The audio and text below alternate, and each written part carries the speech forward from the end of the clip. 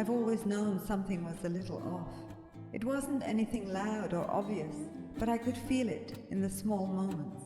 The way Alex would glance at me when he thought I wasn't paying attention. The way he lingered a little too long after a conversation. The shift in his voice when we were alone. It was subtle, and maybe that's why I never fully acknowledged it for what it was. Even though I couldn't shake the feeling. Living in the same house with my husband Mark and his son Alex wasn't always easy.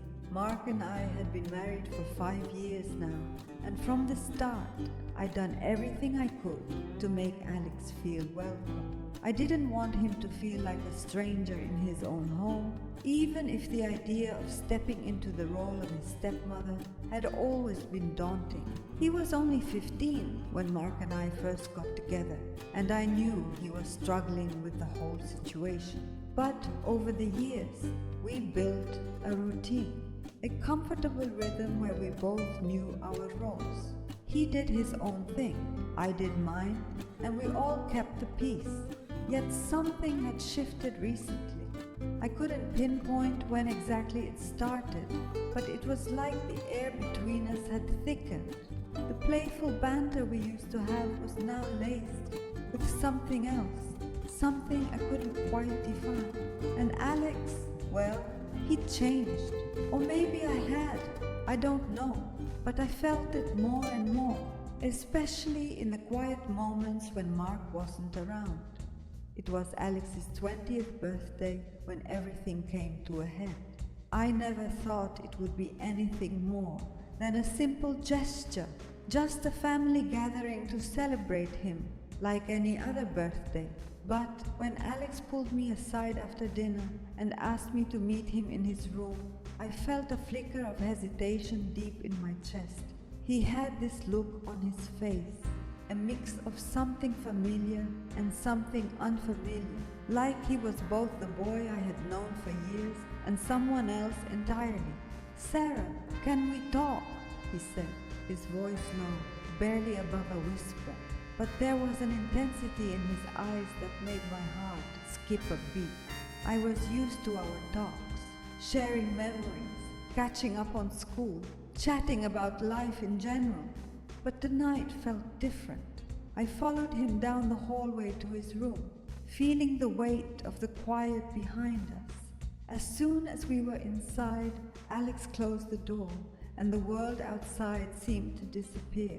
I tried to ignore the strange feeling rising in my chest, but it was there, like an electric current in the air, crackling between us.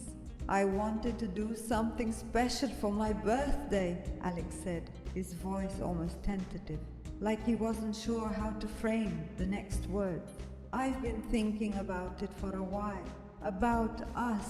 There was a pause, a long silence that stretched between us, heavy and thick.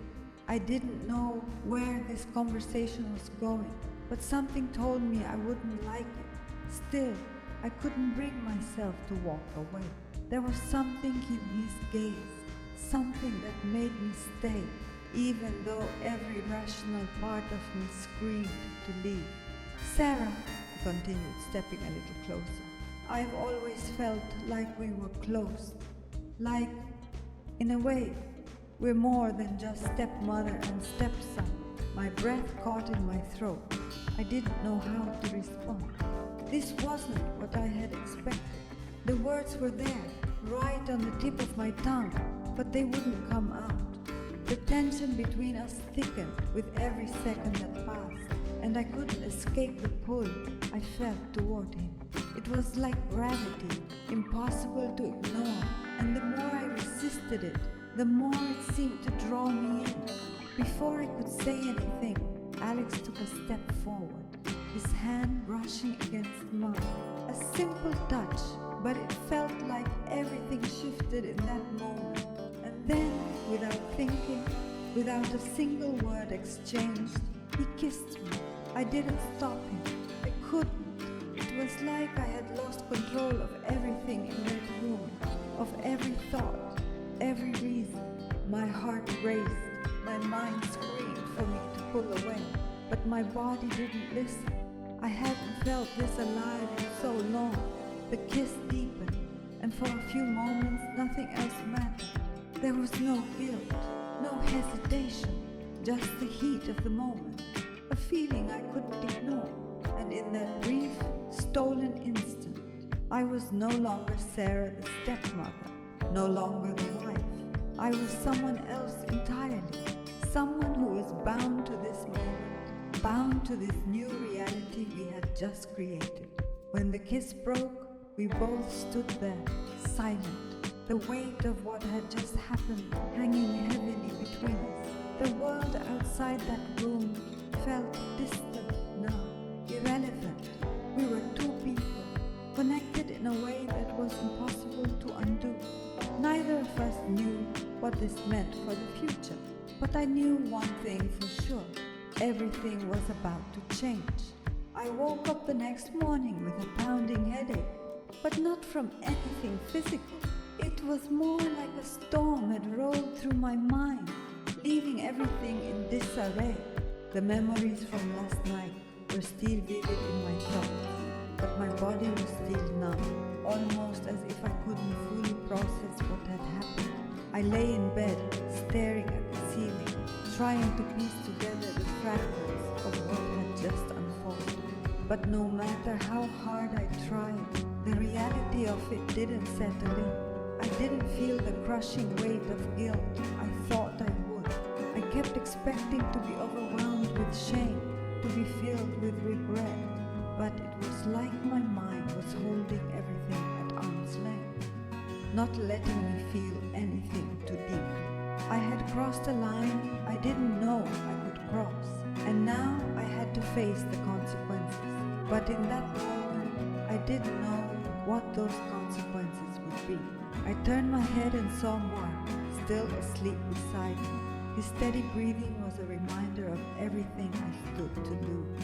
He had no idea what had happened, what I had allowed to happen.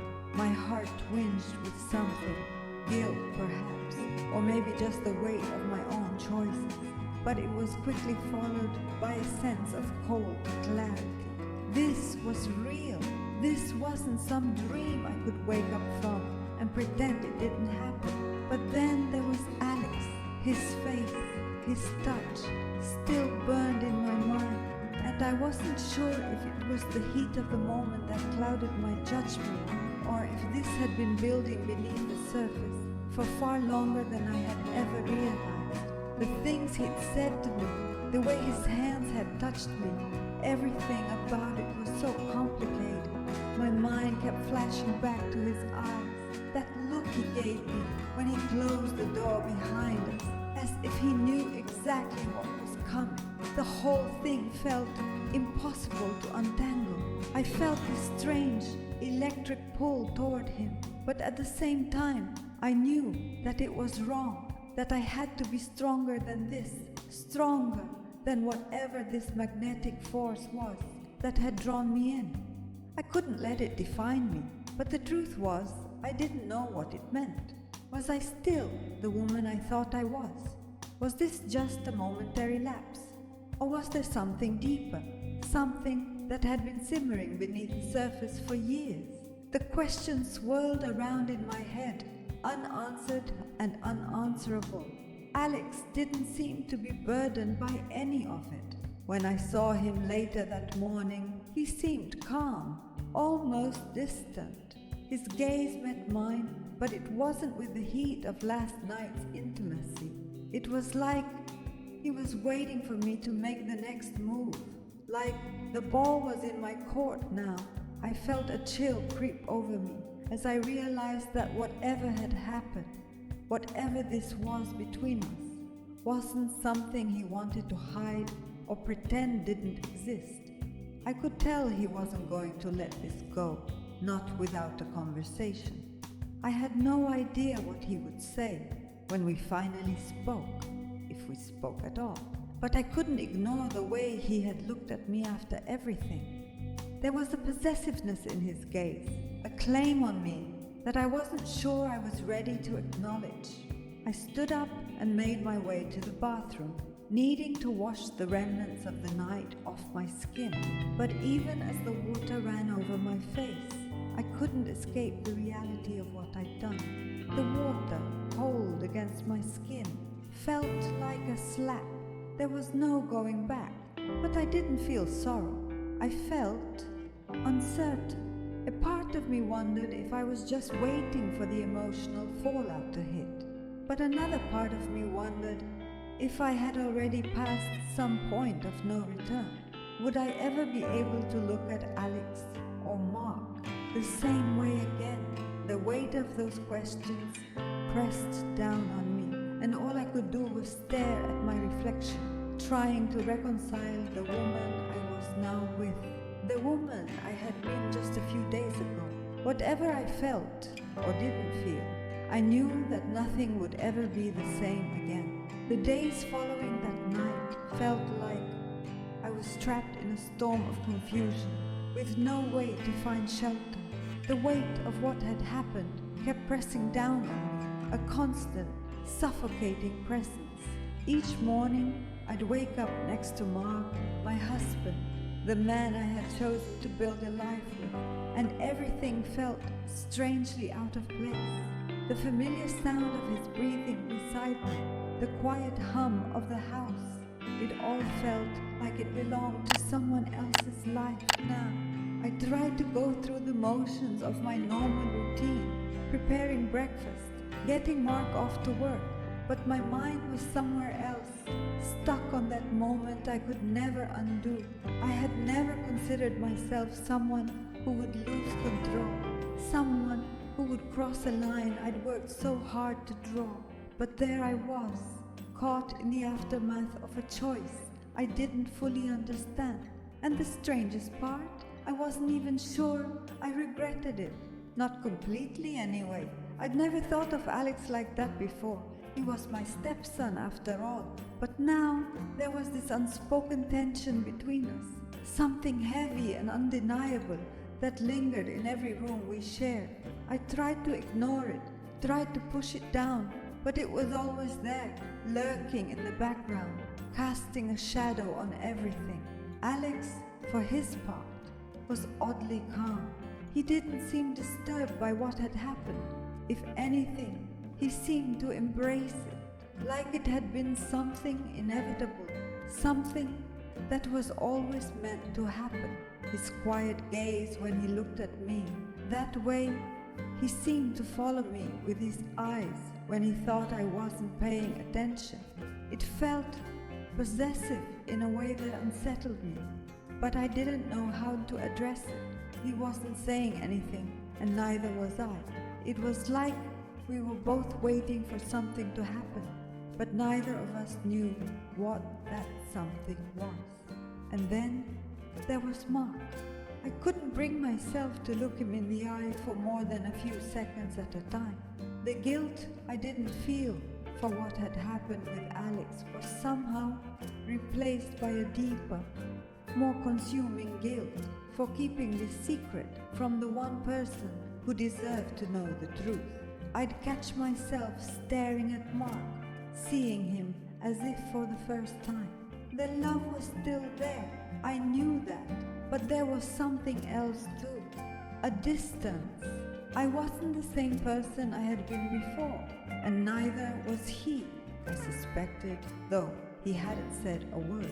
He didn't know, not yet, but I could feel the changes inside of me, a quiet awareness that this situation wasn't as simple as a mistake or a misstep. I couldn't deny the pull I felt when I was near Alex. Something in the way he moved, the way he spoke, the way he was growing into himself. It stirred something deep within me. It was as if I was seeing him for the first time, really seeing him. But that feeling terrified me, because I knew it wasn't something that could be explored or nurtured. It wasn't a bond that could exist in the real world, at least not without consequences too heavy to bear. I could feel myself slipping, unsure of where I stood anymore, unsure of who I was supposed to be. One evening, as Mark and I sat in the living room, watching the TV in silence, I caught Alex's gaze from across the room. His eyes locked onto mine, and in that instant, everything inside of me tensed. It was like he was waiting for something, for me to make a move, to acknowledge the unspoken words between us. I turned my head away quickly, pretending not to see him, but the damage had already been done. There was no going back now. I spent hours alone, sitting in the quiet of my room, trying to make sense of the tangled emotions that swirled within me. What had happened that night wasn't just physical. It was something deeper, something that had changed the dynamic of everything. And yet, as much as I wanted to deny it, part of me didn't want to lose whatever connection had formed between Alex and me. I didn't know if it was love, or if it was something darker, something that couldn't be defined. But I couldn't stop thinking about it. I couldn't stop questioning myself. There were times when I thought I should just leave, walk away from everything, Mark, the house, the life I'd built. But I couldn't. I was bound by something I couldn't explain, something that kept me tethered to both Mark and Alex, even if I knew it wasn't healthy. I couldn't untangle the mess in my head, and the more I tried, the more confused I became. But one thing was certain. I needed answers. I needed clarity, even if it meant losing everything in the process. The struggle was overwhelming, and I knew I couldn't keep pretending like nothing had changed. Something had shifted, and I had to face it, whether I was ready or not. It was the third night after the incident, and the weight of everything was becoming unbearable. I couldn't escape it anymore. Those feelings, that confusion, that aching need for something to give, something to change. I had spent the last few days trying to ignore the truth, but it was impossible to keep pretending. I could feel the tension in every room I walked into, like an invisible thread connecting me to Alex, pulling me closer and closer. The guilt, the fear, the uncertainty, they had reached a breaking point. It was time to confront everything. That evening, after dinner, I asked Mark to meet me in our bedroom. The air between us had been thick with unsaid words for days now, and I knew I couldn't go on like this any longer. His usual warmth had been replaced by a distant calm, like he could sense something was wrong, but he didn't know exactly what. I needed to confess. I needed him to know, because I could no longer carry this burden alone. He followed me up the stairs, his steps slow but steady. I sat on the edge of the bed, my heart racing. When he walked into the room, he stopped just inside the doorway, watching me silently, waiting for me to speak. His eyes held a quiet concern, but there was also something else, an unspoken awareness that the calm before the storm had passed. "I need to talk to you," I said, my voice barely above a whisper. Mark nodded and stepped closer, his expression softening as he sat down next to me. "What's going on, Sarah?" he asked, his voice gentle, as if he already knew this conversation was coming. "You've been distant. I've been trying to give you space, but you've been different." I could feel the tears threatening to spill, but I held them back. I had to do this. There was no turning back now. I took a deep breath and met his eyes. "It's about Alex.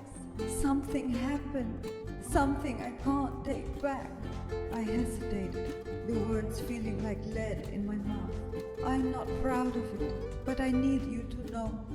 I don't know what it means, and I don't know where we go from here, but I can't keep hiding it." For a long moment, Mark didn't say anything. His face didn't show anger or disbelief, but a kind of sad understanding that made my heart ache even more. I wasn't sure what I expected from him, but I knew it wasn't this quiet acceptance. "Sarah, I know you," he said softly, his hand resting on mine. I can't pretend that I understand everything, but I know you're struggling with something deep. We're going to get through this together, but we have to be honest with each other, always. I felt a rush of relief, but it was complicated. I hadn't expected him to respond like this, and it threw me off balance. His words, his compassion, made me feel both lighter and heavier at the same time. How had I gotten so tangled in my own emotions, to the point where I needed this kind of confrontation to find clarity? But in that moment, something inside me began to shift. "Mark," I began, the words trembling as they left my lips. "I don't know what happened, but I do know that I'm not the same person I was before. I don't even know what I want or what I need. All I know is that I've been trying to navigate this feeling of emptiness, this pull between everything I've built with you and the way I feel about Alex now. It's like I can't separate the two, and I don't know how to fix it. But I need to be honest with you about everything, about how I feel, even if it doesn't make sense." Mark's grip on my hand tightened, his thumb brushing over my skin in a comforting rhythm.